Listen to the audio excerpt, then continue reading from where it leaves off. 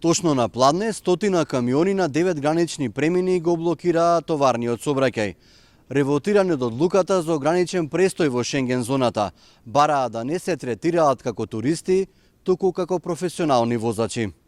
На граничниот премин Блаце превозниците го блокираа терминалот. Голем дел од нив раскажуваат дека веќе го надминале законскиот престој од 90 дена во земјите од Европската унија кои се дел од Шенген зоната. Тие па кои возат надвор од Шенген правилата се депортираат или завршуваат во притвори.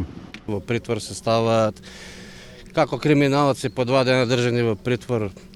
Ги враќаат авионски без ствари, без ништо, значи не можат ништо да се земат нивно.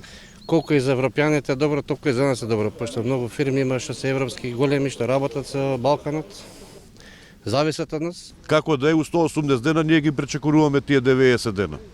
Барем да има некои лестителни погодности, барем за нас шоферите што идеме со македонски камиони за Европска унија. Ако има подобрување, ќе се прекине све. Ако нема подобрување, ќе продолжиме понатака со блокади. Од Асоциацијата Макам Транс велат дека одлуката за ограничен број денови е дискриминаторска, споредбено со другиот вид транспорт. Ако нема решение, штетите ќе бидат големи, со оглед на фактот дека над 90% од нашиот транспорт се одвива преку патен сообраќај. Затоа што постои регулатива во која што Европска унија ги ослободила од броење на денови за престој сите други видови на превоз, а тоа се бродскиот, железничкиот и авиопревоз. Значи и ние како превозници треба да имаме исти третман. Економската оправданост за тоа да се запослуваат по 2 возачи на едно возило воопшто не е економска оправданост, затоа што треба еден возач 3 месеци да седи, да прима минимална плата, другиот да вози. И обратно.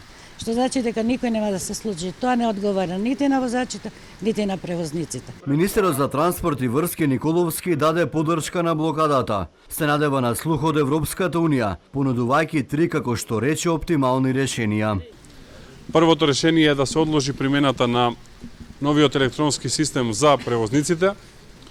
Второто решение е да се зголеми бројот на денови кои што можат да ги поминуваат во Шенген зоната превозниците најмалце на 250 денови, соодветно поделено во циклуси од сегашните 180, односно 90 плюс 90.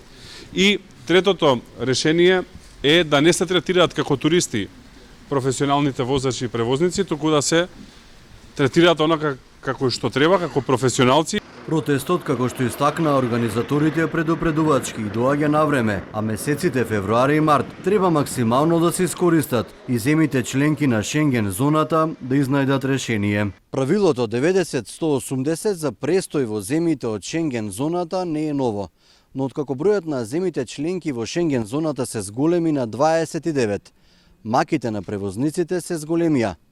Проблемот ќе се интензивира и после 10 април, откако земите членки во Шенген зоната ќе треба електронски да го имплементираат новиот закон за влез и излез од Унијата.